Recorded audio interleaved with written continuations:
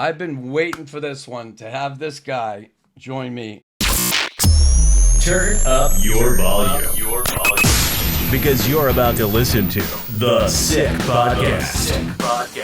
Raw Knuckles. Hosted by Chris Nilan. Nilan going ballistic. I love it. He's going to hit his own players. He's a madman. He's a freaking madman. Look at him going to town. That'll be a suspension. That'll be a fine. Bring them all out, Nilan, you freak. It's going to be sick. I got to tell you, I watched you from afar, YouTube, if you will, and you impressed the shit out of me, to be honest with you. I mean, you know, doing the job I did in the NHL and watching what you did in your career and the amount of teams you played for, the leagues you played in, the guys you fought. If a guy like me could not be impressed by that, I don't know who could. Like, it impressed the shit out of me. The resilience, the grit, the toughness. And, man, I just couldn't wait to have you on. I've seen you on the other shows, and I said I got to have him on. But it's great. I want to talk about your fighting career and all that. And I want to get a little deeper into some things. No question about it. And we will. But I want to go back to the beginning for you and growing up in the Flying Dust First Nation in Saskatchewan. You know, we look at these fighters in the NHL, and we've all had our issues. Not all of us, but we have our issues when we leave the game. It's a tough transition. But a lot of people look at the fighter, and I hate the word goon, but they look at the fighter and they go, wonder, how does a guy get like that? How does a guy get like that? How does Jon Mirasty, growing up on the res, get like that? It's first of all, I'd like to thank you for having me on. I appreciate it. As you did, I watched you growing up, and definitely very entertaining. So I kind of two peas in one pod. But yeah, no, like you said, I think the guys that are the fighters or the goons, which I don't like either. They're always the most biggest characteristic guys, right? They give back to the communities. Even years after their careers, they're still giving back and communicating with their fans. And for me, same thing like any other kid. Grew up watching Wayne Gretzky. Wanted to be a goal scorer like that, but unfortunately, the hands couldn't do that. So, just with a lot of support from my dad. My parents both divorced at a young age, so I decided to stay on the farm on the reserve, and my mom left down south to California. So it was pretty tough childhood a little bit, just coming from a divorced family. But at the same time, my dad put me in boxing at a young age. And from there, I just thrived. I love the fight. I love the adrenaline. Fortunately, someone like myself, I never got into drugs. I think my high was fighting. I love that. I'm an adrenaline junkie. Even to this day, I want to jump off cliffs. I want to skydive. I want to ride bucking horses. If it's scary, I want to do it. So, no, I think it fit right. And having guys like yourself look up to you and want to follow in your guys' footsteps was something that drove me to do that. Me being Indigenous, I really looked up to guys like Chris Simon, Gino Odjick, Sandy McCarthy, all those tough boys. So yeah, just having role models is really important to me. And that's why, what I do now is give back to our youth and to our communities. And I just want to lead by example and not be labeled as a meathead or a goon, but someone that wanted to give back to the community. Yeah, well, you're a smart guy. You're well-spoken. I've heard in quite a few, like I said, interviews, doing some research. Growing up on the res, though, again, how difficult, I don't know if people understand, how difficult it is, like, equipment, getting the ice time, and then on top of that, having to deal with some of the social issues that come along with that. Yeah, well, I'm a different scenario though. To be honest, I look like a white boy. I actually come up compared to most natives. I was the reverse racism. I was always called you little white boy, or picked on at a young age. So I never fit into either society. When I was living up north in the Indigenous communities, I was always the white boy, and when I was in the big cities, I was. So always you the caught Indian. shit for being the white boy. I got both. I got both ways. So. But it pushed me to succeed, and even with my size being shorter, was always told, "Oh, you're too small, you'll never do it," and that's kind of what drove me to keep doing it. Say, you're only 5'9", 5'10", you can't, you'll never be a heavyweight, And I think that's what kind of fed me even more to prove those people wrong. And it was an awesome career. You know, I don't regret one thing I did. You know, you hear a lot of guys talking about wish they never fought, or, you know, because they were forced to do it. And I'm the exact opposite. I'll never turn on what I did. I respected everyone I fought, but at the same time, I never wanted to see anyone get hurt. Right. So that's why it's unfortunate when you see a lot of these guys struggling today. It's pretty hard on me because, you know, a lot of guys that I fought that I was friends with have passed on. And, you know, but like you said, it's a tough transition. It's not just the blows to the head. You know, if that was the case, then they should be banning boxing, MMA. I think I could say out of all the professional fighters, I probably was hit the most because the way I fought, right? The style I fought. Shit. I don't know if I could have done that, honestly. When I look at, I don't know if my head could have taken that. And I'm serious. John, I'll never forget my first game against Boston. I fought Jonathan first, Stanley. One of my favorites. Fuck, I grew up loving this guy. I loved him. I loved O'Reilly. And next thing, I'm 21 years old, and, you know, I grew up watching these guys, and then I fight O'Reilly. And I know he's a lefty. So I said, I'm just going to go. And I hit him. I threw one punch. He hit me with two lefts, and he got me with the second one right in the button. And I just couldn't see. And the blood just started pouring out of my head. And I remember I went to the penalty box, I'm wounded. I'm a wounded warrior, right? My pride is fucking, and I sat in the box, and I'm fucking covering up my nose and wiping the blood, and I look over, and there's O'Reilly pointing at his left. And for me, it was a turning point because I said, here's the deal. And again, you're not a big guy. I'm just 5'11" and 3/4, just under 6 feet. Yeah. And a lot of the guys were bigger than me. Mm-hmm. And I said, if I fight like that, because I saw it in Boston, if you lose a fight, you're in trouble. Like, lose a couple fights, you could be out the fucking door in no time. So I said, I got to be a little more intelligent. So I started to be a better technical fighter. I always try to take away the other guy's strength first and then pick my way through the fight so I could either look like I didn't get my ass kicked too bad, win the fight, maybe. Yeah. But I said, if I want longevity, if I keep fighting like that, you know, sometimes guys, they break their fucking jaw or something bad happens and it shakes their confidence. It's tough to get back in there. Some guys have it in them. Some don't. So for you, taking all those punches, what like was that worst injury for you? Well, I got some funny stories. I was actually fighting, I think it was Joel Reckless one game, and did a good number on him. You know, I definitely won the fight, but after the game, he had really bony hands and big knuckles, and I remember he had caught me in the orbital. So I was down in the shower joking with the guys. We won the game. You know, I won my fight. We were all laughing, and I remember going like this to blow snot out of my nose or blood, right? And the minute I did that, my eye went boom, and my eye shut open. So then they said, well, you better get to the clinic and go take it looked at. So I went and got it looked at, and they actually did a X-ray of my face. And I had fractures in my face, but they were old fractures that we never knew about. But I guess with my attitude, like I'm kind of the opposite of you. I'm stubborn. And to name a guy that beat me a couple times good at the way I fight was Steve Bosse, right? We'd go toe to toe. I watched and I had a lot of NHL guys reach out to me that followed me, and they're like, "Hey man, like why are you fighting him like that? Like you're a better technical fighter. Why don't you grab his right arm and hold him and wrestle him a little bit because I'm a stronger skater than him, right?" And I just remember saying, "No, fuck that. I'm gonna grab him right here." And lo and behold, you know, the one fight where I got him a good number on him was exactly what I did, but I couldn't change my style. I wanted to stay there till I did it the way I wanted to do it. And it's fun because we now joke around. Me and Steve Bosse are good friends, and he's a tough guy too, right? And I actually got him onto the TV show Shoresy with me. We have a couple. We kind of had to replicate one of our fights in the show. So, but it also shows the toll it takes in your body. Because I remember that the night before we went for dinner and we were talking about our fight that we had to do the next day. You know, let it know that's fake. But, you know, we're just going over what we want to do to make it look good. And we started talking. We're like, well, why don't we go back to Quebec? You know, we're both older guys, but we'll go together as a team. We'll sign together. And we're all gung-ho, like we're gonna go back and play in the Quebec Senior League at our age. And so the next day we go and we actually film our fight, and it's a fake fight.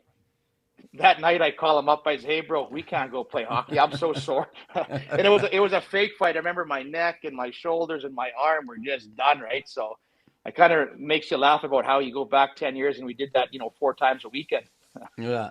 God, I got so many things I want. So, all right, those punches, the orbital. And I go back to, I looked at your fights with the big fella there. He passed away. Oh, Derek Bugard? Derek Bugard, right? Yeah, yeah. And you talk about your eye socket, and I'm good friends with Todd Fedoruk. Yep, I remember that fight. He crushed his skull. Yeah. And I've seen a few with Todd, right? I love this kid. Yeah. I saw him when he got knocked out at Madison Square Garden, and his fingers were going. Like, hey, listen, you're in that fight. You're fighting to win. You're fighting not to end up on the ice like that. But sometimes you do. Honest to God, I get sick to my stomach when I watch it. Yeah. Because I feel for that. I can't feel for that person, but I can only imagine what that guy has to go through now afterwards. Where a lot of people just, oh, that's the way it goes. Fight's over. Boom. Yeah. What I want to ask, and I've had Ty on here, and I love Ty, but I was never fucking scared. I was, listen, I had fear. There's no question about it. I had the fear of losing a fight. I had the fear of, am I going to lose my fucking job? Yeah. I always said that the minute I'm scared, when I'm not scared to fight is when I got to quit, because I loved always being the underdog, when I was 20 years old and being 5'10", and going up against Steve McIntyre, Derek Bugard that are 6'7", 6'8", and they were huge. And I love to be scared, to be honest, because I fed off of that, right? But it's the point when I got older, when I was kind of considered, one of the top guys, and you lost that fear and you didn't respect your opponent, then that's when trouble happened, right? So for me, I always want to be scared of, no matter who I'm fighting. Obviously, I was more scared to fight certain guys, right? Yeah. But but I guess I am kind of like Ty too. Like I wasn't scared, but I was scared inside. No, you have to have that feeling. Yeah. But for me, the difference is you're able to walk through it where other guys can't, right? Some guys it's impossible for certain guys, to walk through that fear and be able to take on a fucking guy that's 6'7". Yeah. But like you, at the end of the day, we don't want to see anyone get hurt, right? It's a sport. We're getting paid to do it, have fun, and entertain people. But you don't want to hurt somebody where it's going to affect their livelihood and stuff. So I'm the same way. I see someone that's really seriously hurt, then I'm like, shit, why did I do that, or why did we do that, or right. And but at the end of the day, we're all teammates. We're all friends. There's guys that I couldn't stand 15 years ago that I fought 15 times a year, and now we joke around and talk, right? So that's what I love about hockey. Yeah. Hockey guys are the best. I don't care what level, who you are. They are, without a doubt, the best. I mean, I've had Larry Playfair on here. I've had Dave Brown on here. Jay Miller. All of them. O'Reilly. Stan I had. Guys that you thought you hated. And you have them on. It's awesome to be able to do. But, that part of it, going out there every night and doing it. I heard, you hear guys, I couldn't sleep at night. I didn't like doing it now. And people say to me, how could you have liked I loved what I did. Now, John, I never fought in the ice growing up. I grew up in Boston. I fought in the street. I fought in the street a lot, like crazy shit. Arrested, assault and battery, dangerous weapons, attempted murder charge. I had all crazy shit going on. Then I got to the American Hockey League, and I got in one fight. I had a 5-game trial for $200 a game in '79. I had one fight against Glenn Cochran, and I cut him open really bad under his eye. The next day, the general manager called me and said, listen, you have an agent. I was drafted in the 17th fucking round. I didn't have, no agent wanted me. I said, I don't have an agent. He said, well, you better find one. They want to sign you a contract. One fight. Yeah. But that one fight also, it went around the league like wildfire. Like Nilan beat Cochran last night.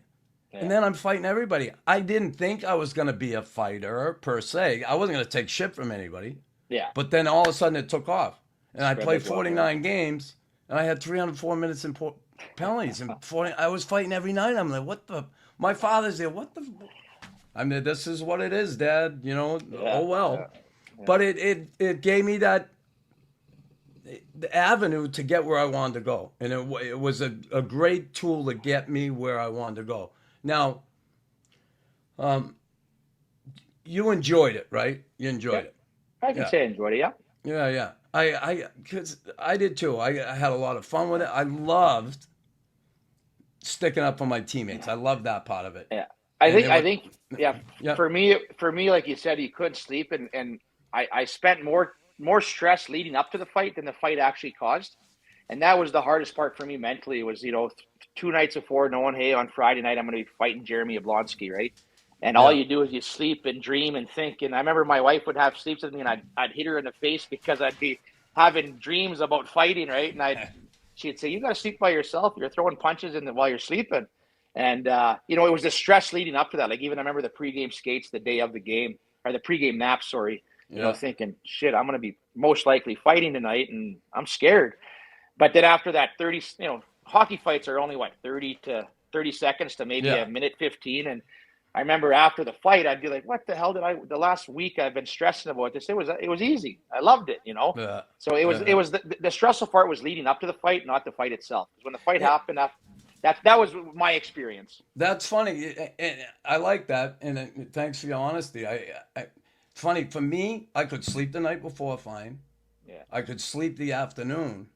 But as soon as I woke up, I had to leave my house. I had to get to the rink. So I'd wake up at 3 o'clock. I'd change, see you later, honey, out the door, and I'd be in the locker room. Guy Lafleur was always there before me. He'd get there at 3. I'd get there around 4, and for 8 o'clock game. So I would get in the locker room, and I could, I could start to focus. But at home, I would be nervous as hell once I woke up. But I slept okay. We've seen a lot of guys who fought over the years and who passed on now. There's been certainly a lot of changes in the game when we talk about the fight game.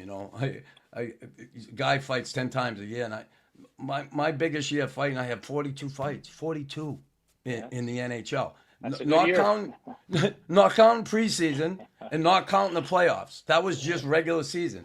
Now you fight 10 times. It's like that's more than these guys are going to fight in their entire careers now. It's crazy. It's crazy, and I get it. The game is changing. Do you like what you see in the game today when you look at the game overall? Like when you watch a hockey game, I love playoff hockey. I love playoffs. Yeah. To be honest, I find it quite boring now. I hate saying this. I mean, the skills. It's there. Okay. Like, the skills there. It's fun, but I loved having those character guys on the ice. Like when Steve McIntyre got on the ice, even if a fight did happen, you're watching him because you're like, oh, he's gonna. He's protecting somebody, or the guys like Guy, we knew what was going on, so you could read the game. So it just made it more interesting for me, and I don't like seeing guys run up the score 8-1 and stuff like that, and with not even a single thing's going to happen. So, yeah. But I like you, I used hockey as a way to get out, right, to get something better for myself, because like you said earlier, growing up on the reservation. There's a lot of struggles here, right? A lot of stress. Fortunately, I was a little bit more spoiled. I came up with two parents that really wanted to push me to do better, and they were both teachers, so education was important. And but also you were the white kid too, right? Yeah, yeah. So it really gave me the opportunity to leave the reserve and go see the world. Like I come home now and I tell the kids what it's like, right, to play in Russia or to play in New York or to play in even the Quebec in the bikers league, the Hells Angels coming and giving me envelopes and stuff like that. So, and on the way, I met so many nice people. To this day, I'm still good friends with everybody in every city, and I have family everywhere I go. And so, hockey's been a blessing for me and got me, did a lot of good things for my life. No, you have a great personality. You're a good man. Yeah. You talk about that. Playing all over, you got off that res. That's not an easy thing to do. Growing up in Boston, it's not easy to get out of the neighborhood either, and I get all that. I grew up in an Irish neighborhood, right? A lot of similarities. I've been to Cree reses up north here in Quebec, right? There you go. I'm half Irish. Are you Irish? Yeah. Yeah. On my mom's side is our Irish, so I got that when I was 14 years old. It's a little small on the shoulder, but it's a leopard. It's the fighting Irish I leprechaun. see it. I see it. I have a he's friend got, who looks exactly like that guy. yeah, he's got skates on and he's got a feather in his hair though, so it's an Indian Irish That's guy. awesome. That is awesome. Yeah, Yeah. my family is from Galway. My great grandparents and my grandfather was born over here, but yeah, so there's a lot of similarities in the communities. And when I went up to talk to the kids in the Cree community here, and Chief wanted me to come up, and I did, and I'm like, shit, it was my first time. And I met one of my best friends here is a Mohawk from Kanawaki. Very, very. I golf with him almost every other day, for Christ's sake. He's a great guy. But I always get the shit when I go over there, give me the, white European bullshit. And you fucking, and it's fun. I don't mind. But when you're on the res and they're all there and you're surrounded, they're giving you the business. Okay. But I like that. I don't have a problem with it. And when I went up to the Cree up here in northern Quebec, I mean, what the fuck am I going to say to these kids? How can I put it to them? How can I get them to look at this big white guy and have some credibility instead of, what's he going to come here and tell us, Yeah. So I did. I brought in my neighborhood growing up. I brought in how my people have a lot of similarities to your people. When you talk about, you look in the Irish neighborhood growing up, and when the Irish came here, they weren't treated too well either, right? Mm-hmm. And there's alcoholism, there's drug addiction, there's physical abuse, sexual abuse. There's all sorts of those things in those communities. And to grow up in that atmosphere, it's not easy. And to get out like you did, it's incredible. And, Chris Simon, God rest his soul, and all Sandy McCarthy, all these guys who've gotten out of there. When Did you envision yourself getting out of there? Were you trying to get out of there? Say, I want to get off I want to do something. How'd that drive you? I'm a big goal setter. I mean, to this day, like even as a young kid, though, as a young kid, you were like that. Even as a young kid, I always had goals. That what I wanted to do, and like I told you earlier on the phone, I did go through some depression times, right? And that's when I lost chasing dreams and chasing goals. So.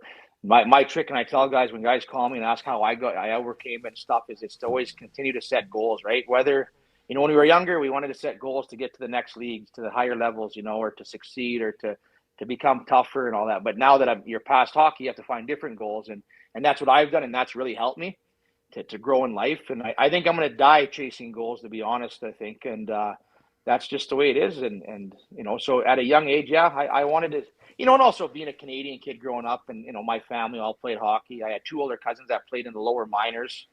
Because believe it or not, I was actually kind of a skilled guy when I was young. You were ripping it up. I had an older cousin that was playing in the East Coast Hockey League, so I went to my first junior camp.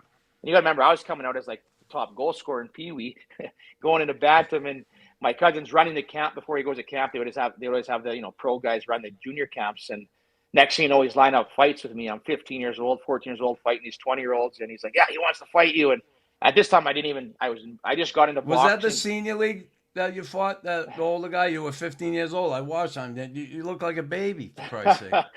I fought everywhere. I remember even playing in the Indian tournament. I had a fight with my icon, Gino Odjick. I was 19 years old, and he was playing for the Horse Lake Thunder, and they, these Indian tournaments they have around here, they pay pretty big money, especially if you're a guy that's playing in the Western Hockey League or minor pro. And so I was in the final in the game. I think it was $25,000 for first place. We're playing Horse Lake Thunder, and they had like Theo Fleury and Gino Odjick. And like I said earlier, I grew up idolizing Gino, and he lines up beside me and spirit. But I gotta say this: I was leading the tournament scoring. So he lines up. You're gonna take the leading scorer out, Gino. So then he spears me in the nuts, and I didn't want to fight him. He speared me in the nuts, and I'm like, that fucking guy. So I followed him in, and we ended up having a fight, and I ended up cutting him wide open. And I remember I went to his dressing room after the game, and I started apologizing because I felt so bad. But it was funny. What did he say? No problem. That's the way it goes. He just laughed and said, "You're a tough kid." Yeah.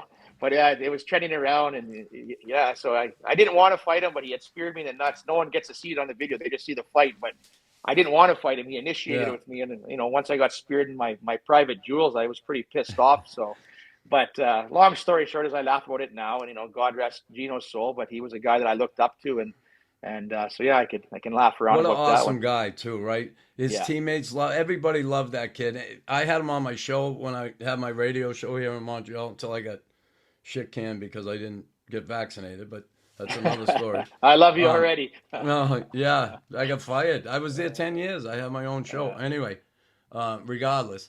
But Gino would come on. I just absolutely loved the kid. And I had a friend, a kid from Australia who moved up here years ago. He lives in Toronto now.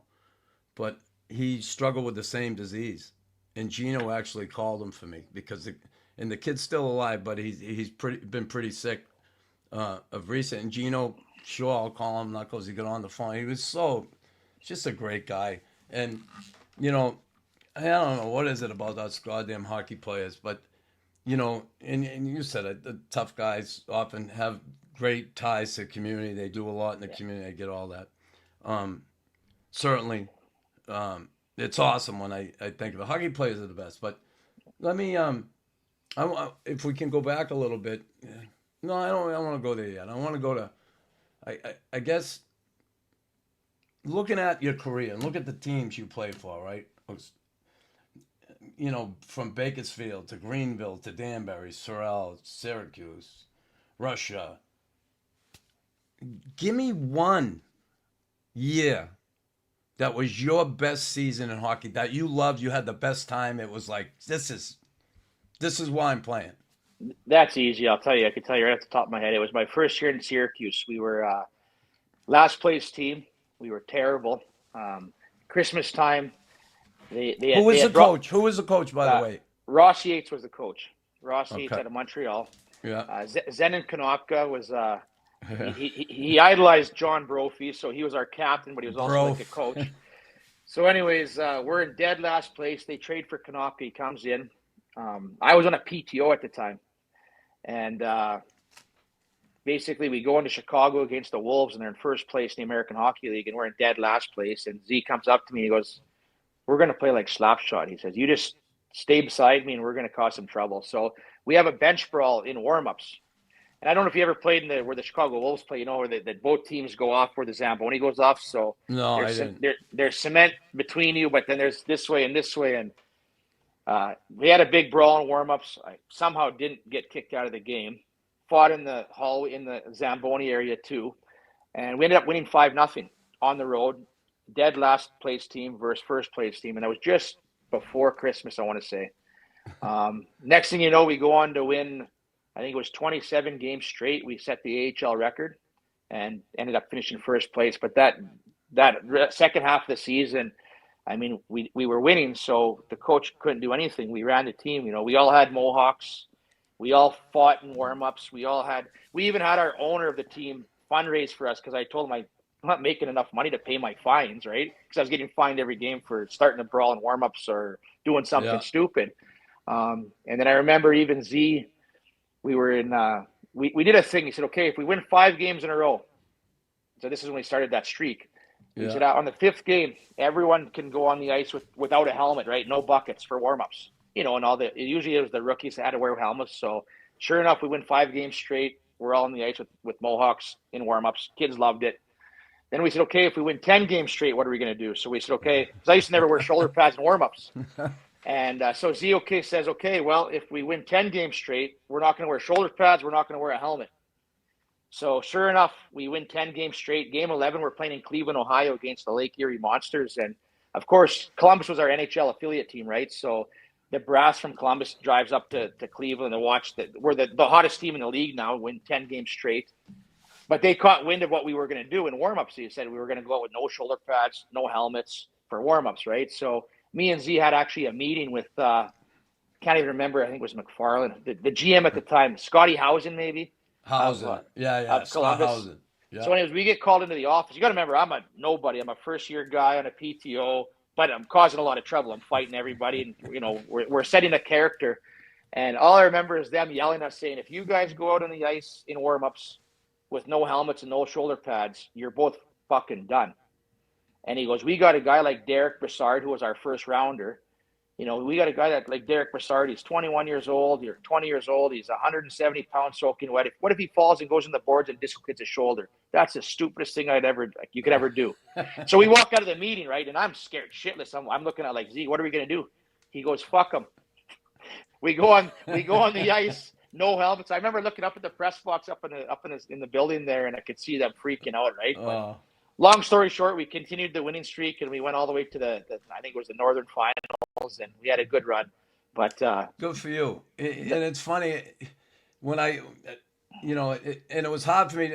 I thought it might be in the Syracuse because you're in the American Hockey League. I didn't know about the streak though, but because now you've reached the American League, and I'm like, you had 4 years there, right? Almost, right? Yeah. Which for you, other than the KHL hockey over here, that was the highest level you attained, right? You did play in the NHL preseason games. Yep. Yeah.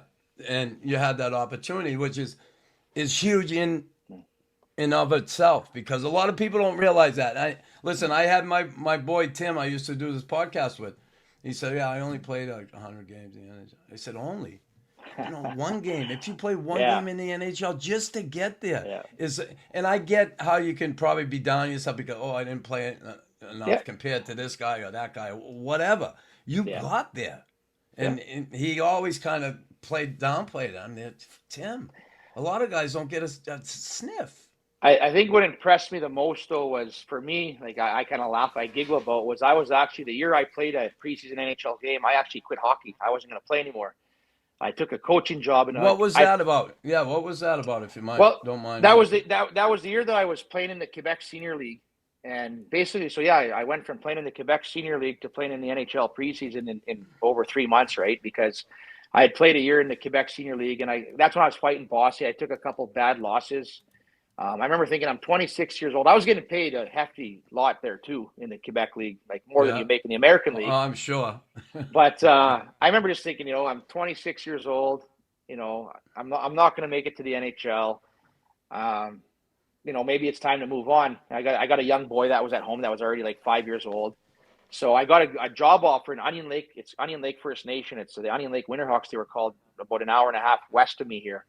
And I got a coaching job for the Junior B Onion Lake Winterhawks. So I took it. It was a good gig. It was tax-free. They gave me a cell phone. I was allowed to live at home and travel for practices. And I ran hockey. I ran the preseason, or not the preseason. I ran the camp, like the tryouts. I ran preseason. I went 4-0. My fourth line was. So you're feeling good? My fourth line was straight 20-year-old meatheads. I loved it. But I got a phone call from the Columbus Blue Jackets, and they just said, we talked to Brandon Sugden, and we asked who the toughest young guy up in Quebec was, and he said, your name by far, so we'd like to invite you to camp. So I went. So then I ended up quitting my coaching job. Wasn't even really training for the NHL camp, and I went to an NHL camp, and then that's how I got put to Syracuse. So I kind of laughed. Like I said, one year I would go from playing senior hockey to quitting, and then the next year I was in a preseason camp with the. Yeah, so it was pretty cool story. I always kind of laugh out, and I know another thing was even drinking. You were asked if I drank earlier. I remember my dad was my biggest supporter growing up, right? So he was a guy. My dad's kind of handicapped now. He's kind of in a wheelchair. So, but even when we were younger, it was starting to kick in. It's called. How old is your dad? He's 64 today. Okay, we're gonna have a birthday for him. So, cool. But anyways, my dad would always tell me, if you want to be a NHL player, a pro athlete, you got to train. You can't drink. You can't do drugs. You can't party. You got to be dedicated. So he was a big pusher on that for me. And so my very first exhibition game, I wasn't supposed to play. I was, the team skated, and then we had to skate after. We were the scratches. So I had to do a workout. I had to do all this fun stuff. I was drained, and it was me and a couple of young guys. I think it was Brassard and Dorset. And after our little skate and workout, we went across Columbus. There we went to it was called Boston's, a little sports club, to go have lunch, and we didn't have to be at the rink till the game time because we had already worked out. And so we're sitting in there and we're having beers and drinking, right? Because we're not playing. We worked out. We're done. We're not playing that night. And I remember Ken Hitchcock walked by, and all those young guys were too young to be drinking in the bar. So, and I was the only one that was like 25 or 26. So when they walked by, I turned around to look at them, and then I turned back, and all the drinks were in front of me because those guys they didn't want to show them that they were drinking. So then I remember Ross Yates, because, the American League coach was there that day, and he put his hand on me. He goes, "What are you doing?" I said, "I'm just having a drink. I'm not playing tonight, And 15 minutes later, it's preseason, so there's fights all over the TV, or there's games all over the TV. And sure enough, I forget who it was, but there was a heavyweight fight on. And of course, the whole bar freezes to watch the fight. Not even 5 minutes later, I get a tap on my shoulder, and it was Gary Agnew. He says, "Johnny," he said, "Hitchcock wants to talk to you." So I have to walk back to his private table that he's at for their little pregame meal. And he says, "How many drinks did you have?" And I said, "Well, I had, one or two, but I probably had 4 or 5 already." And you got to remember, it's already like 3:30 p.m.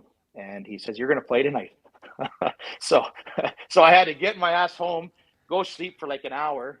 So it always makes me laugh, because my dad was the one that always told me, "Oh, you can't drink, you can't party." And the very first game, I know it's only exhibition, but the first game that I actually played in the NHL was I was having beers about 2 hours before the game. Now, did you grow up around that in your family, drinking? No, I came from a Christian family. My grandma and grandpa, before I was born, they drank pretty heavily. But when I was born, my grandpa was actually the local preacher of the church here. Cool. And it was funny because I want to ask you about him, but we got to go. I'm going to get there with him. But a lot of people would always laugh. They'd say, "Yeah, there was two Frank." And my grandpa was Frank and my grandma was Neva. And they'd say, "Yeah, those two preachers. It's so weird. They want to preach the gospel, but they're praying for their grandson to beat up people." Because I used to call when I was scared, like if I was fighting Steve McIntyre that night, I was scared, right? Yeah, and I used to go, I'd sneak my phone in my underwear. I'd go act like I was stretching it. I'd call my grandpa.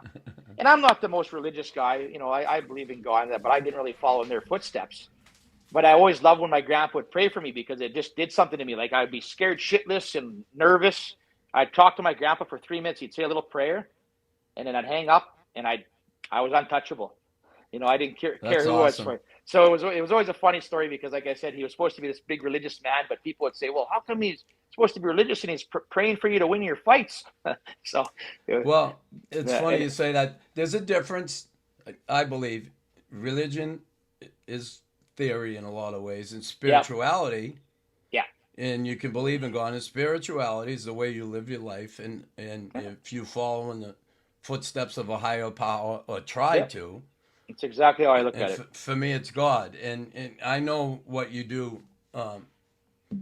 in your life, and it's admirable what you're doing. It's especially for the kids there with your horses and the equine therapy. I think that's it's incredible, because those kids need some direction, and need some direction for someone in their own community, and it means so much to them to see someone like you doing that for them. So that's cool. You've been through it, and then like my grandpa was a guy that I looked at. Like, that's who I really looked up to, because my grandpa was one of the longest serving chiefs of Flying Dust. He passed away a few years ago, which was really hard on me. But yeah, he was a big role model for me, and he was. You could stab that guy in the back and he'd forgive you. I never understood how. I'm a guy. You pissed me off. Wow. I'm gonna get you back. But I don't know, that guy would get stabbed right in the back, and the next day he'd forgive them. And like, he was just such a humble, nice man. And so that's who I really try following his footsteps. Yeah, it's a difficult thing. Well, before we get there with Grandpa, because I really want to go there and ask you some stuff about him, because he seemed like an important man in your life. 1, 2, my eyes got opened by a few things, and one of the things that opened my eyes to residential schools, I know Grandpa was in there, was watching Yellowstone. Oh, yeah. I love Yellowstone. That reminds me of what I did the last couple of years. Okay, so I watched Yellowstone, my wife, and the both of us, honestly, it made me sick. Does your wife like Rip, though? Does she rip you? I said, is she in love with Rip? Rip? Oh, yeah. Fuck, everybody is. Everybody wants to be Rip. Yeah. I just tell people I'm the Indian Rip. Yeah, you are. But I don't know if I want Rip's girlfriend, though. Fuck. No, she's a mean one, eh? A little too much for me. I kind of like that, though. Yeah. I do too. I shouldn't say that. Imagine the kids we can have. They'd be pretty tough, pretty mean. But I heard of residential schools. I read about them a bit and what went on. I know what went on in Canada, went on in the U.S. But the scene in Yellowstone when that poor little girl and those kids are trying to force another way of life on those kids, fuck, I was sick to my stomach. And I swear to God, but both of us are like, I was like, it's almost embarrassing being a white guy and being, not that I was connected to that, but I was in a way because I'm a white guy. Yeah. And what they were doing, it was sickening. And, I saw you speak about your grandpa being in a residential school and that it's almost impossible for that trauma not to be transgenerational. Yeah, intergenerational. How did that come to you and how did you deal with it? Well, I mean, I got a lot of background and knowledge on it because I spent a term in leadership, right? I was in chief and council for a term, sorry. And it's really, you do see the effects it's passed on, right? Because I married, a white lady from California who's, done really well for herself. And even her, she doesn't see it. Well, she's learned it more now because we've lived on the reserve for quite a while. And I've explained to her about when she first came, she says, well, how come they don't do what you did? Why don't they get up and leave? Yeah. It's not, well, like even like you said, being in Boston, it's not that easy just to get up and go to the city and go to school. Yeah. So I just tell her, I said, your parents, your grandparents, your great grandparents were raised to not really show love because they were taken away when they were 4 or 5 years old. So yeah, it was pretty tough. What I don't agree with though is the kids that are my age that went to residential schools. I don't think it was as bad, because my dad was a director of one of the residential schools in the 90s. And I mean, that's when the First Nation people took over the schools and kind of just made them like boarding schools for the kids to go to. But when you sit down and listen to my grandpa's stories, I mean, it was sad. Like you'd have tears in your eyes being beaten. He said he used to go try snare squirrels and gophers to eat because all they'd feed them was like rotten porridge with maggots in it and like nothing was healthy. So he'd go snare rabbits and gophers and whatever, and he'd cook them on a fire. But if he got caught, he'd get beat for that. Or if he'd speak his language, he said that's the devil's language. So when you hear stuff like that, it's pretty scary. And they've even found evidence of little kids' handcuffs that they were cuffing the kids up with, and so it's pretty sad. But again, my mentality is that's the past, and we gotta not forget the past. We gotta remember the past, but we gotta move forward. We can't keep looking behind us. Got you. And that's where I'm a bit different. I know a lot of our leaders nowadays, they still want to keep looking back, right, and worrying about what happened. But we're not. The more time we look back, we're not going to look forward. And yeah. I just feel that's my mentality. I mean, a lot of people will probably get angry with me saying that, but we do have to move forward and progress, right? Because bad things happen. You can't change the past, but you can change the future. And that's my ideology of trying to move forward. No question. But you got to make sense of the past. Yep. Like come to grips with it. And then, like you said, be able to move forward. If you can't, you're going to stay stuck. You're stuck, right? And I feel that's where we're at. We're stuck looking at the past, even to this day. They talk about reconciliation. They talk about all this, but we're still stuck at just the racism's there. And it goes, like I said, it goes both ways. I'm the last guy that uses the race card. But no. it's just we're still stuck and looking behind us, and we got to say it happened. Let's deal with it and let's move forward. I appreciate your honesty. I don't think money. Yeah, I don't think throwing money is the issue. The problem. I don't think that's going to help us because they're saying, well, we want compensation, we want all this money, but I don't think it's really helping. To be honest, I think it's more we have to go in and work with people one-on-one and get things done. It's not a handout; it's a hand up. Yeah. The handouts, like people are going to take, no matter who. Yeah. People coming over the border in the U.S. and here. Everybody wants to take, but you give them a hand up, or you give them a way out, are you give them a way to assimilate into society here, or are you just going to keep throwing money at them? It's crazy. Sometimes, when we talk about governments, and I could get into the whole thing, but this is not. We just had an election last night, and I know. I'm not happy today. Let's say that. I'm not either. But it is what it is, and I just tell people I get sick of the people that complain about who the leaders are, even in the States. Oh, if Trump gets in, I'm screwed, right? Yeah. I think that you should worry about yourself. You're going to create your own success. It doesn't matter who your chief is, who your leader is, who your president is. So I get really sick of all the Facebook stuff of, they're all mad or we're doomed or no, we're not. You just go out and be you and be a good person. We'll be okay. Yeah, you just keep forging ahead. And listen, I get it. When gas prices are high, everybody's pissed off. But look how much gas was the last how many years. Yeah. And now it's come down a bit. People are still going. Now there's another problem. So it's just like keep moving forward. You can't, like, what are you going to do? Wallow in your shit? No one's going to come and grab you and pull you out of it. You got to pull yourself out of it. Exactly. You know? Yeah. So, I want to go to Russia with you because, and I saw the video of the wedding thing. Oh yeah. Okay. That wasn't a wedding. That was a bar. Yeah, a bar where the wedding party was at a group. Yeah. I get it, but I'm watching the video, and listen, I've been in them street situations, and then they're fucking scary because you don't know if the knife is coming or the gun's coming. Okay. And I'm watching that thing, and I'm hearing voices, and then Russian voices, and a lot of them. Yeah. And then, I mean, it's really intense. It's intense.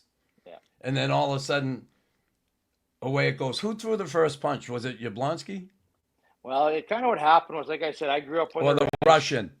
No, it was the Russians picked it. Well, Yablonsky me and Yablonsky were the one that finished it. It was actually, there was a few other guys like Kip Brennan, Panarin was there, Artem Panarin. Yeah. We had, I think, our goalie, Matt Dalton, was there.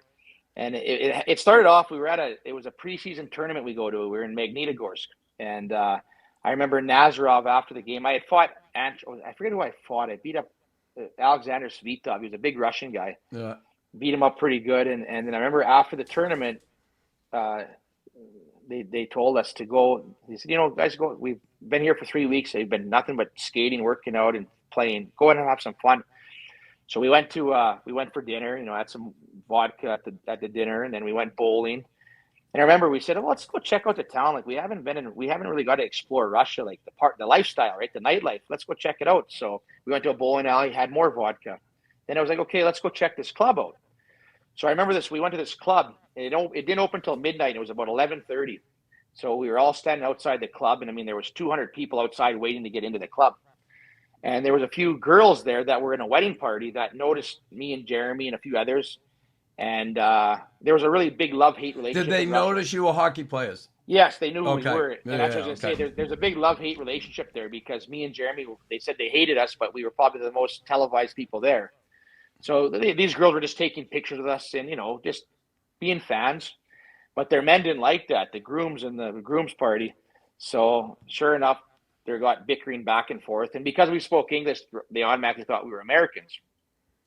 But long story short is I backed up when I seen the crowd coming in. I grew up on a reserve, so I know when there's a big crowd, I want to go to the back so I could see everywhere. And for about 10 minutes, they were just arguing back and forth. And I was out of it, right? Even Jeremy was out of it. But then all of a sudden, a punch was thrown. I can't remember who it was at. It was them throwing it at one of our players. So then Jeremy ran in there. And then when Jeremy ran in there, 3 Russians jumped Jeremy. And Jeremy's a childhood friend that I grew up with, right? So I'm like, okay, I got to get in there. So I go in there. Long story short is me and Jeremy knock out about 7 guys out cold. I remember turning around looking, and I was scared. I was like, fuck, we're in the middle of Russia. I don't speak a word of Russian. And the guys are laying on the ground like a battlefield. Huh? So I remember Jeremy and them started running, and of course I'm the slowest one. So I'm running, and the cops come. So I right away I stopped and I put my hands up, and I'm like, I'm not going to get shot in the back. Yeah. So they cuffed me up, and they're talking to me in Russian, but I don't speak a slick of Russian. Luckily, Panarin, at this time he was just a young kid. He was like 18 or 19. He comes back, and he barely even speaks English at that time. And all I remember him saying was, he's like, Mirasty. He's telling the cops, he's like, Mirasty, tough guy. And so he looks at me and he's like, Mirasty, money. And I'm like, well, yeah, I have money in my pocket. So they let me pull my wallet out, and I have a, $500 American. He's like, give. So I give these cops this money, and basically they took the cuffs off and let me go. And then about a week later, whoever videoed that thing, it went viral. It was all over Sportsnet, but they said, "Oh, we were wedding crashers." Yeah, we weren't crashing a wedding. They were at a club, and and then they actually did interviews with the guys that we had beat up, and they were trying to set this thing, and we'll come and meet them. It was quite a funny story. Man, I saw them bodies go down. I'm like, man, oh fuck. But what's even more funny is I got in so much trouble because my wife thought I was in bed sleeping. The next day, it's all over the TV. She goes, "Oh, I thought you were in bed sleeping last night." Listen, I went to. I remember going to Russia. The first time is probably early 2000s, and I had just gotten sober the first time. I had a difficult time staying sober, and I went over there. But I had fucking culture shock, and things are a little different now there, but still, it's a majorly culture shock. I went there. I was like, "Are you shitting me? How the?" And those people, like for me, when I went there. Like gray looked like everybody wore black. Everybody looked like, they mean mug you. They're hard looking people. And then just everything. I was like, I had culture shock like crazy. I was in my hotel room. I'm there. Fuck. They didn't want to leave. Yeah. Yeah. No, I did. But I'm there. Let me think of this. What the hell? Yeah. But honestly, I started drinking over there again. Oh yeah. I did. Yeah, I really, to be honest, I really enjoyed my time there. You hear a lot of scary stories about guys going there not getting all their money and stuff like that. But I came back with way more money. I got bonuses for like that Josh Grad fight when I flew across the oceans. Yeah. When my daughter was born, I was given a big briefcase of money. I was just treated so good there. So I have nothing bad. But it does really make you respect and appreciate what we have over here. To be able to get up at night and go to the movies or go to 7-Eleven and get a pop and chips. I mean, it's a lot different there, right? So that was shit. All right. So that was what, 2011, 2012 around there? I think that was my last year. Yeah. Yeah. So you're over there then. So there's been some progression in that league over a while, but thinking back, like to have all those fighters over there, like, how many guys were fighting on your team? How many guys did you play with that fought? On our team, we had myself and Yablonsky. We had Kip Brennan. We had Nick Tarnowski. That was all on our team. And then there was a handful of guys in that league. There was like Chris Simon was there. Josh Gratton was there. That Alexander Svitov was pretty tough. There was another big, tall Russian guy that was pretty tough. But there wasn't an overabundance of tough guys. Right. And I actually didn't like it because I'm a guy that loved to fight 40 times a year. Yeah. And me and Jeremy used to have to pay paper, rock, scissors. If there was one guy to fight, we'd be sitting there trying to say, who gets him, But no, it was a great experience. I mean, how about the food? How about the food? Very bland. Yeah. Very, very simple. The food wasn't the greatest. But the people treated me like gold. I loved it. Our That's owner, good. The 1 year I was in, I played with two separate teams. I was in a Chekhov Vitez. Yeah. Our owner there was Russian mob. So you played there 1 year. Did he want you back the next year or no? Yeah. What happened? Yeah. I played there 1 year, but then I got more money to go to I went to Astana, Kazakhstan. Yeah. So then the following year I went to a better. When I was with the Vitesse team, it was kind of like the bottom feeder. We were always kind of lower last place. And then the following year, I went to a first place team, and it was a really good experience. A different city, bigger city, big rink, right? Big rink, big NHL rink, beautiful rink. It was really cool to see. And then Kazakhstan's a whole different country. Right? Everyone looks Asian there. Yeah. So it was really neat. But I got to hang out with like the president when I was in Kazakhstan, and they took me hunting and. I'm a big hunter and fisherman, so they took me to hunt wild boars and just treated me really good. And I think I was getting trained boxing lessons from the KGB at one point, and so it was awesome. It was just a really good experience to be there and bring my wife there and let her experience that was awesome. And like I said, I learned so much from it, and I could pass that on to people around here now, the experiences that I had. Some of the stories I tell you, you probably won't even believe. No, I would believe them. Yeah, I would believe them. I'm not, believe me. It's a different world over there, that's for sure, like you said. But it really, I mean, at the end of the day, I wouldn't want to live there the rest of my life. It was nice to know, but I loved while I was there because I knew I was coming home. But you really appreciate what you have in Canada and North America when you go there. Yeah, for sure. I know when I was thinking of home, I'm like, I grew up during the Cold War as a young kid. My father was a Green Beret. My father was a military guy, Sergeant Major. Yeah. Everything was, they showed Russia going to shoot missiles at us. We hated them. They hated us. What's the better society? All that stuff. But to go over there and, like, actually, the second time I went, I felt a whole lot better. And to experience the culture and understand it a little more. And I started reading up on the history and all that stuff. And I love it. I love history anyway. But the second time I had a much better time than the first time. But it's funny, we went over and played, and Fetisov was a minister of sport at the time, and he was building all these new rinks for Putin. He's the guy, he helped Putin get elected, right? He stumped for him. He went around with him because Fetisov's like God there. And we went and played, and we played a game against, it was the Canadians Alumni, and we played against Slava and his crew. He had a bunch of older players, but anyway, and there was one big tall Russian guy, and he just hated Canadians, hated Americans, hated. And Richer was out there dipsy doodling, and he fucking boom, right off the head. So I'm gonna do something. Before I could even get there, Slava went and grabbed that guy and pulled him. Because he played with Richer in New Jersey. Yeah. He took him right off the ice, told him to get his shit off and go home. The guy never played another game with him. We couldn't believe it. We were like, he wanted a friendly game is what he wanted. Yeah. He didn't want that shit. And that one guy, he crossed the line, and fucking over there, you don't cross the line. And right, you're talking about the guns you see. Like Slava pulled up, his guy pulls up in the black Mercedes with the blue light, right?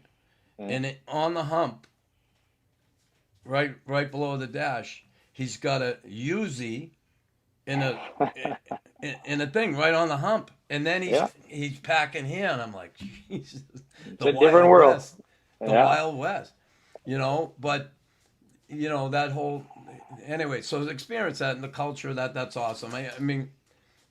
I like experiencing different cultures. I did. My wife is from Hawaii. It's Hawaiian culture. I love it. Experiencing new stuff. When I grew up, John, in Boston, like I live here in Montreal now. I got more brown friends, Yeah. Guys from India that live here, or Indian culture. I was playing golf one day with my buddy John from Kanawaki and two Indian guys. My dentist is Indian, another friend of mine. And I'm standing on the tee, and I'm like, look at Knuckles here. I grew up in Boston. A brown guy to me was an Irish guy with a tan. That was it.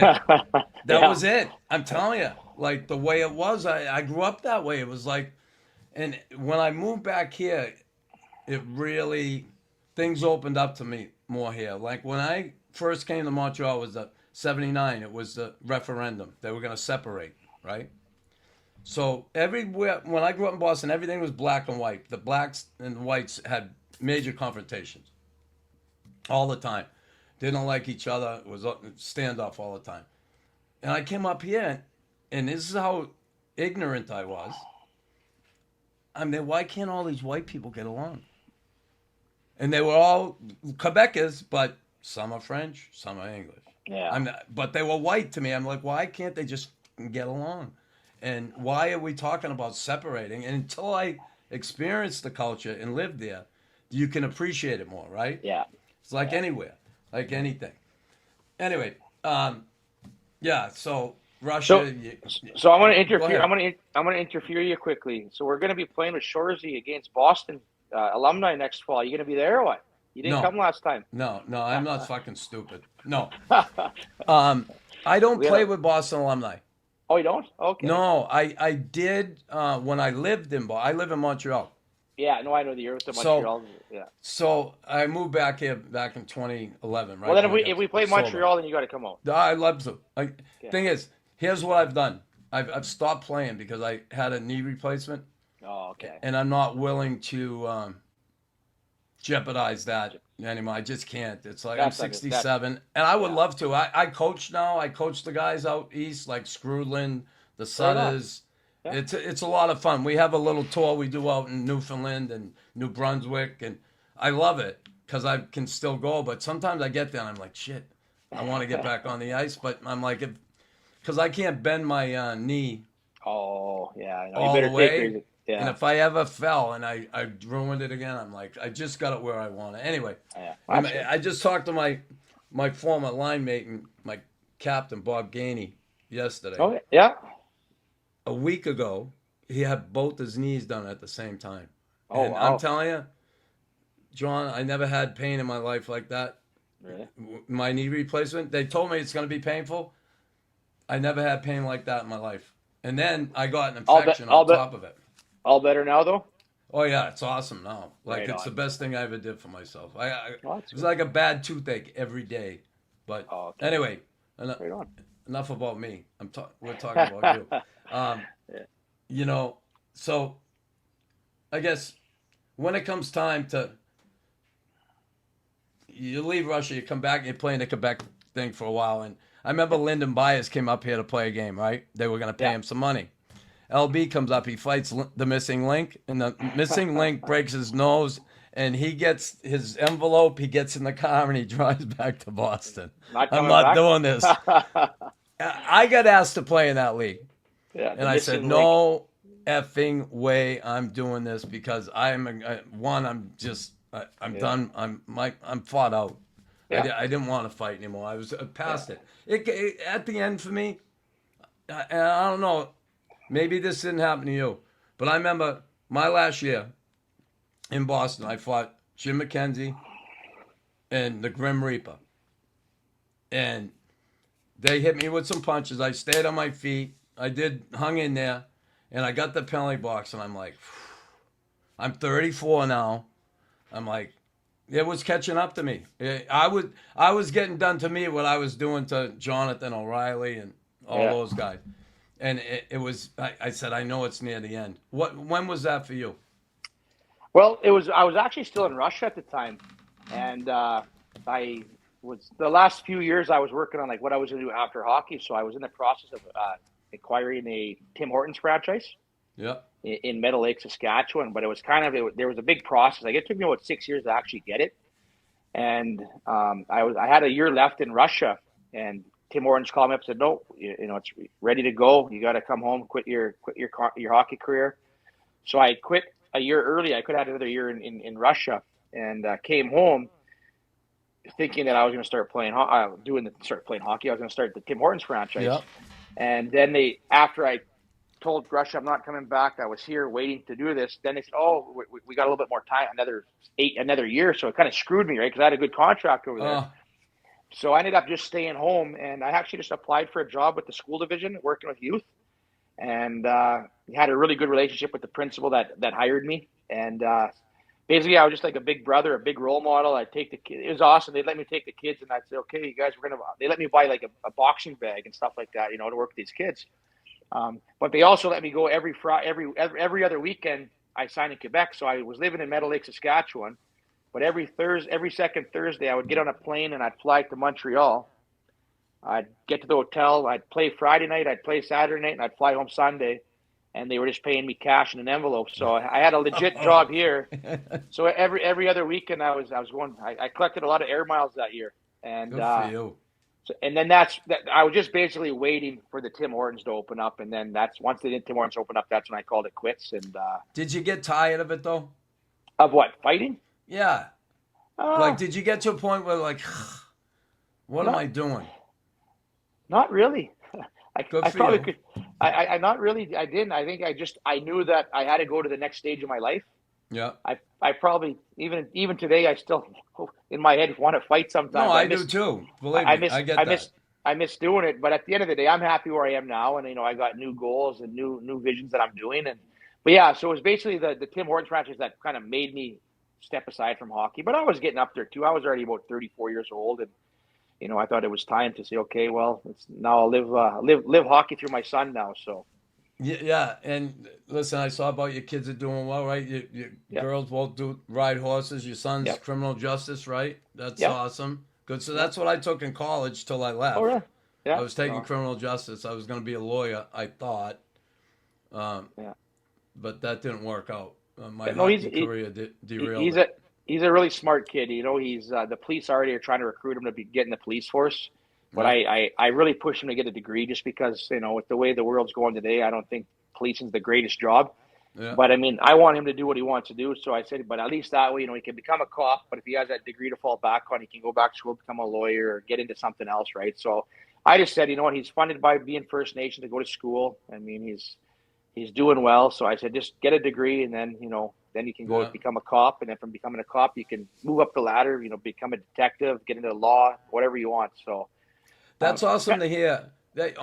And I say that because, when you talk about your grandfather, the transgenerational trauma, the alcoholism, all these things that come in those communities, in my community, until someone breaks that stigma and somebody does something different like you have in your family, kids are going to struggle. Look at your kids are thriving. It's an awesome story. And I think for me too, I learn a lot of my past experiences. It helps me, right? Like, I could have been the dad that I was not one of those diehard dads that said, Tristan, you have to play hockey. Like, you have to follow in my footsteps. So I was kind of the opposite of a lot of these Canadian dads. I go to some of these minor hockey games and I just want to walk out because every kid's going to play in NHL, and for me, I just said, Tristan, if you're not going to play hockey, then I want you to go to school. You got to do something with your life. You're not just going to quit. So he played a couple years junior. He went to camp in the Western Hockey League, played junior A, and then he's 19-year-old. He said, Dad, I want to go to school. So I said, go ahead, bud. Just as long as you're going to school, you're not gonna sit around and do nothing. You're gonna keep progressing. And so he's in his third year of university. He just finished. He's got 1 year left, and then the sky's the limit for that kid.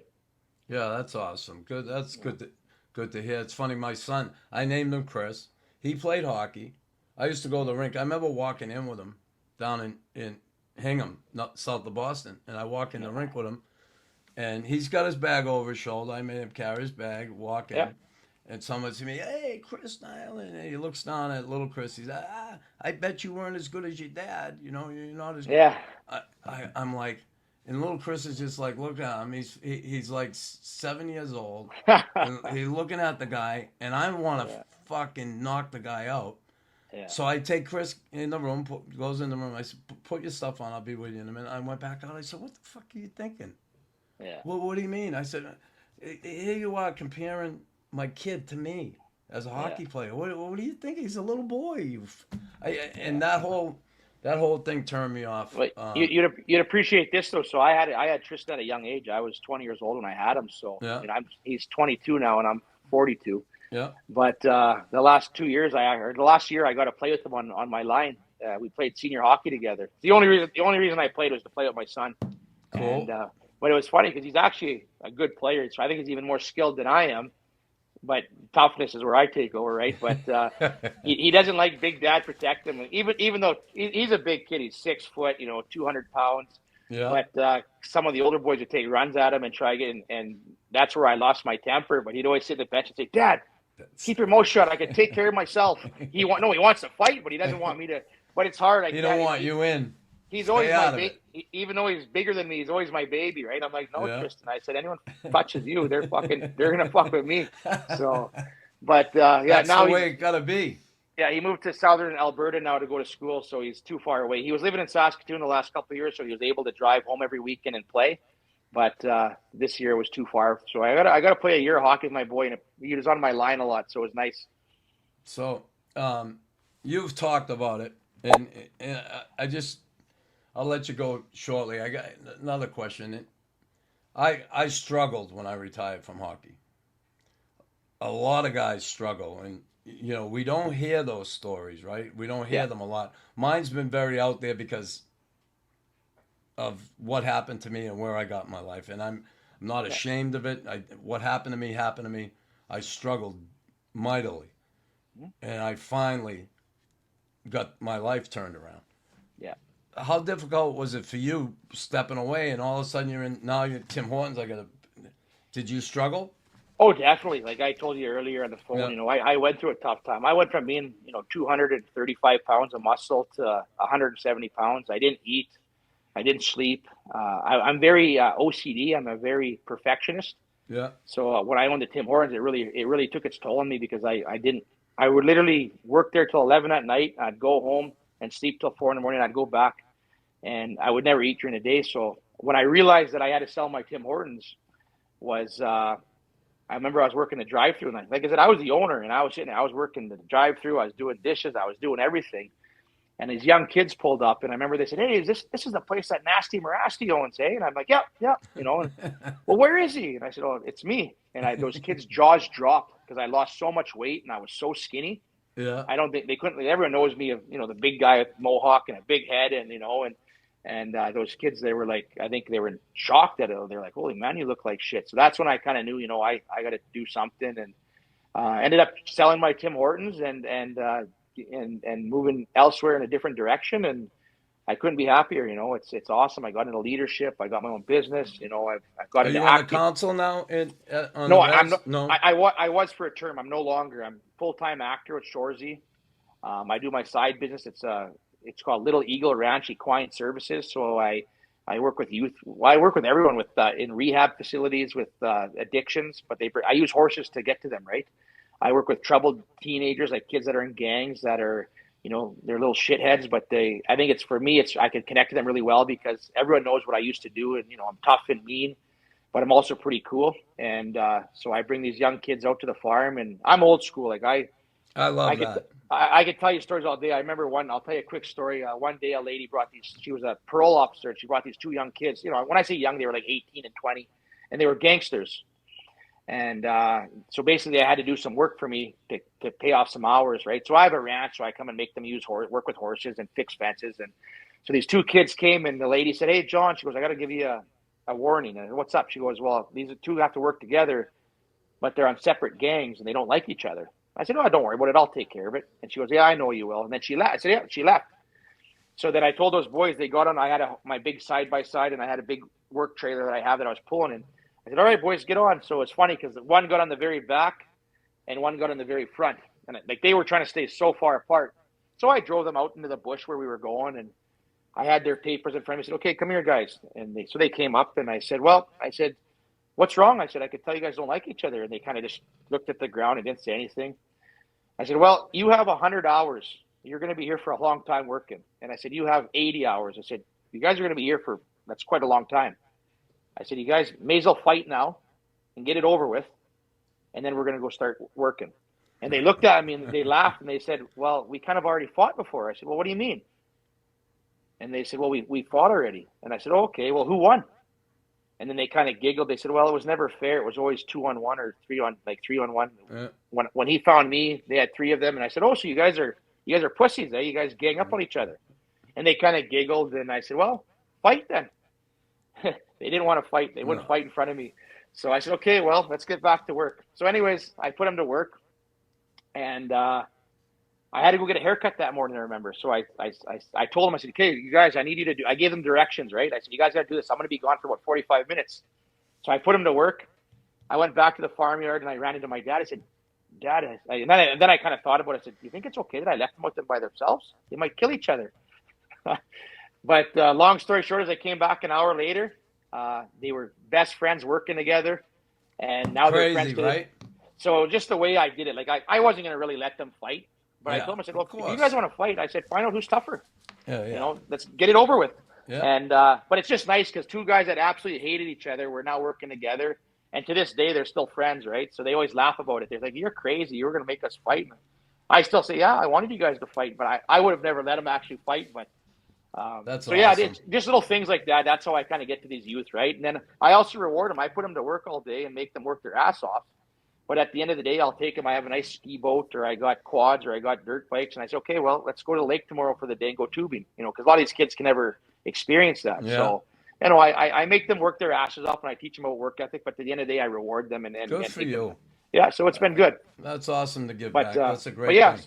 so that's kind of what I do now. You know, ever since I got rid of Tim Hortons, I do all this other side stuff, and Shoresy is pretty much my big thing right now that Good I do. for you, too. Pretty That busy with Shoresy, that's awesome.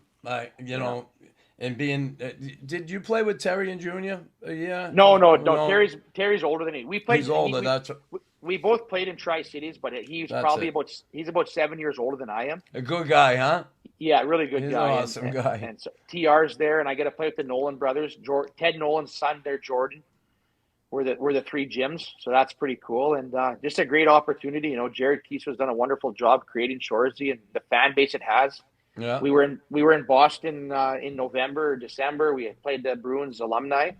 Was a blast. I mean, Boston. Did Big Z play and Bergeron? Did they play? No. Bergeron, no, it wasn't there. Who was there? There was a lot of guys there. I can't remember. I'd have to look at the roster again, but there was a lot of big names there. Yeah. Yeah. But it was fun. I actually fought every game, every charity game we fought. It started off in Detroit. I fought Darren McCarty. They were obviously fake, you know. But it was funny because Darren McCarty comes up and he goes, "Johnny, I've watched your fights my whole life." He says, "We got to put a show on."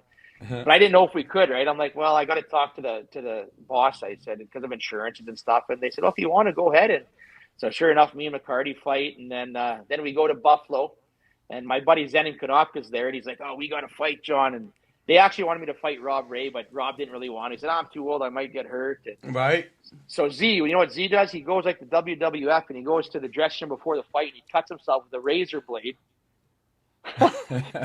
Puts his helmet back on, then he comes and we fight, and I mean, so that way it looks like there's blood everywhere.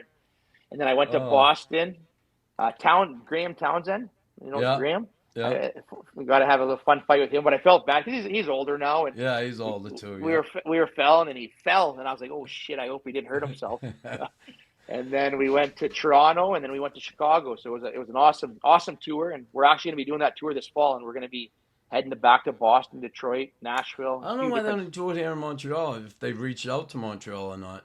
But I'm sure they've probably been in touch. I know Jared Keeso lives in Montreal, so there's a good chance. I know we're going to be hitting up a lot of destinations, but I just don't know when we're going to be because I know he wants to come out west as well. So no, it's been a blast. It's awesome to be able to film and be able to get paid to do it. And I laughed at this last season. I'm not probably supposed to say this, but there's a couple of strip club scenes in there, and you're sitting there watching strippers, and you're getting paid to do it, and while they're videoing you. So so this kind of helps you revive the hockey life. You know, filming just like hockey. You know, we're a hockey team with a bunch of guys that live at a hotel. We go for dinners every night and hang out and bullshit. It's got to be fun, right? So it kind of revives the old hockey lifestyle. So it helps you brings back good memories. Yeah, good for you. Yeah, you know, let me ask you one more, and I say this because, you know, today a lot of awareness about concussions and head injuries, right? I had Bob Probert's wife on. I was good friends with Proby.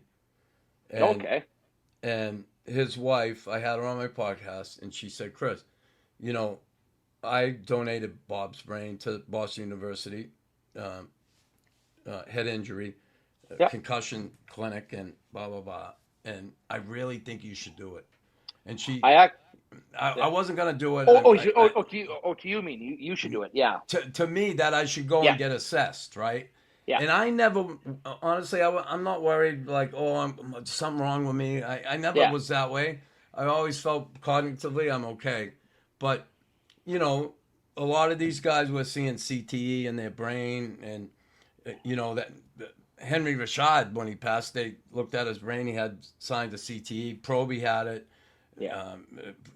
Chris Simon just had it. Chris Simon, crazy. Yeah. So, anyway, I go in the program and I do the program, and I didn't even know when I counted concussions. I said I might have had 3 of them, and after going over my history with a doctor and telling him, he said, "Chris, you've had more like 15 concussions in your lifetime, maybe more. Yeah, just by your history and what you've told me." And I was kind of taken aback because, you know, you get dinged. You're like, okay, I got dinged. Yeah. You know, but when he did that, so they give you a battery of tests. They take spinal fluid from you. Yeah. They actually draw the spinal fluid out and they test for, like, 32 different proteins that are consistent with CTE, dementia, Alzheimer's. They can't tell you if you have those proteins because it's a study you're involved in. Yeah. What they can do, if you take, they give you a battery of tests, neurological tests, brain teasers, all sorts of things, and they can tell you where you are cognitively for someone your age. And I'm so glad I did it because, you know, I was thinking, where am I at this? You know, at the time I joined, it was 65. And the guy was kind of surprised where I was cognitively. He said, you're really in a good place. And why is that? He said, I see so many people who've had less concussions than you. Yeah. That like messed up right now. So I said, well, what's this do for your study? And he said, honestly, I'm happy to see this result, but it's also makes me wonder why not you? And because he has so many people in the studies, like, geez, like he was kind of shocked by it. So it was kind of cool to see it. And I go back every year, and you know, last year I went again. I got to go again this year, but he said, you know, you're still in a good place. I'm happy. So they chart your progress. It gives you. Listen, I don't sit here and worry about, oh, is it going to happen to me? Yeah. My mom had dementia. She passed away with it. She didn't know where she was, the poor thing. But you know, I don't worry about it. I live my life a day at a time and just try and get on with it, you know? Yeah, I was smiling though because when you said I had concussions, my famous line is, "What's a concussion?" I don't think I've ever had one. You don't think But so? I think it was about 7 years ago when I was doing the Tim Hortons. They had Boston University? Yep. They had reached out to me, and I told them I would, but I think I got so busy with my Tim Hortons and stuff, I never did solidify things because I was going to donate my brain, like when I do. I'm donating mine. I've donated it. Yeah. Yeah, so that was something. Well, if you ever change your mind, I can put you in touch with Dr. Lasco. He's a wonderful guy. No, I was gonna say, let me know because I'd like to do that. If it helps the cause, then why not, right?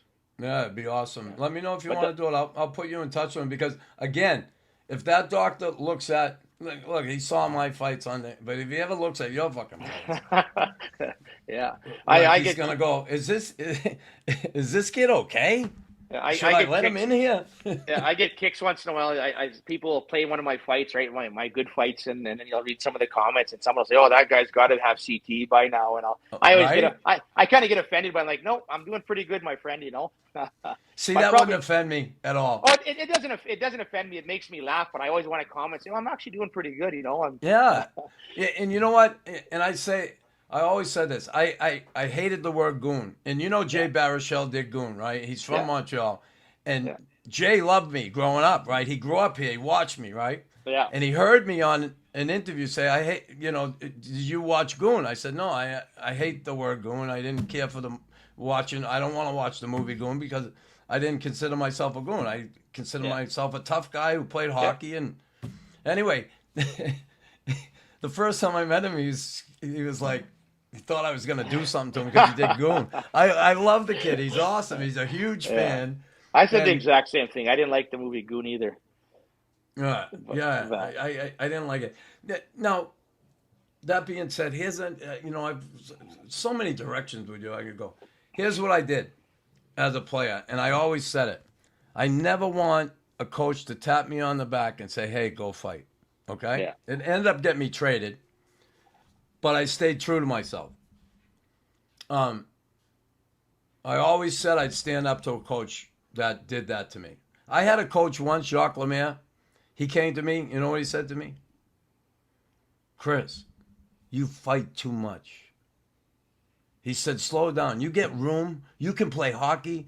You can score goals. I want you to be a hockey player. Yeah, you want to fight here and there. I get it. But you get room. I wish I got the room you got. Yeah. So I'm like, I almost didn't trust him because I'm like, oh, fuck, he's telling me to slow down fighting. I'm going to slow down. I'm going to be out the fucking door. That's where I'm going to be. And it was the ultimate fucking respect given me. Finally, coach respected me for more than just that. Yeah. And I felt like I could do anything after that. He put me on the power play. He fucking did. Yeah. He did shit that no coach ever. I just felt like there's nothing I couldn't do. And then I ran into that one coach, and I always said it. If a coach ever tells me on the bench, If he doesn't know that, I know how to do my fucking job. Yeah. And he's got to tell me to do that. A guy, especially a guy who never fucking probably had a fight in his life. I hated that. That's what I Right? hated, yeah. Yeah, right? And it got me traded out of here. And it almost broke me. And again, I don't know how guys do it. I did it. But when I get traded from Montreal, I was fucking devastated. Yeah, I mean, devastated. The only thing that saved me was that I knew I had to stay true to myself. And that one thing I said to myself, if that ever happens, you can't fucking put your tail between your legs and go, okay, I'll go do it. Okay, coach. No, fuck you. So that was hard for me. And fuck. You and I are alike. I'm pretty. Oh, yeah. I'm very outspoken. If I disagree with you, and I've done it to coaches too, I'm like, go fuck yourself. They were trying to. I remember I used to have one coach. I love that. And he used to stand on the bench and go like he was the champ, and I'm like, no, because I was at that time was killing everybody, right? So every time I beat somebody up, he'd act like he was doing it, and I'm thinking, you've never fought in your life, you don't do that. And I told him that, let him know that, but so no, that's awesome. Good for you. One more, and I'm gonna let you go. I moved back here in 2011, and I started working out again, and a personal trainer in Verdun, a guy trained me in his basement. Yeah. And who comes down the fucking stairs one day? Joe the Animal Terrier. Oh my God. Scared. And he was. I mean, this freaking guy is huge. I'm like, I told you I love fighting. Yeah. The one guy that put fear in me was Joel. I remember one time I fought him, and I saw the fight. He's going like this, putting his hand up. No. This was the one way before when I was younger. Oh, the very first time I ever fought him, I remember I had beat him, but I didn't drop, but I cut him open here, and he couldn't hit me. So all I remember is at the end of the fight, we're standing there, and he's like 6'5", I'm 5'10", and I remember he was so frustrated because he couldn't hit me. He literally shook me like this and lifted me off my feet, and his eyes were about, and I was so scared. I'm like, so when people ask me who's the scariest guy, to this day, it's Joel. I'm telling you, he scared me coming down the stairs. I mean, Jesus. And the thing is, that's the first time I watched you fight after I met him, because the trainer guy told me that fucking guy was an animal. Right? That's his nickname, the animal. Then I started, because I didn't, when I retired from hockey, there was a period there I was like, fucking see you later. I wasn't even looking at it. And then when I moved back here, I'm there, fuck, this little fucker's tough as nails. I couldn't believe it and that fucking guy. Oh, Leanna Mull. Yeah, he's a good friend of mine too. I really respect him as well. Yeah, but good guy. He was a scary man. Yeah, he was. Listen, Jon, so nice to meet you. And I'm going to tell you, and I mean this from the bottom of my heart, I admired you from afar when I watched it. Any guy who did what you did for your career and the way you handle yourself. I watch you in interviews. You're a gentleman. You're good to people. You have respect for people. I love that. And you help young kids. I think it's the best. It's awesome to meet you and share this time with you. And I appreciate it. And if you ever come this way, let me know. You got my number. You get to Montreal, we'll go out and 100%. I appreciate having me. Yeah, I appreciate you having me. Like I said, I've always looked up to you, and it was awesome to be able to chat. And definitely when I'm in Montreal area, which I will be, I'll definitely hit you up. Good stuff. All right, buddy. Man, cheers. Thanks so much. And that's a wrap. Hope you don't miss us too much until next time. Follow the Sick Podcast Raw Knuckles with Chris Nilan on YouTube, Instagram, Facebook, Google Play, and Apple Podcasts.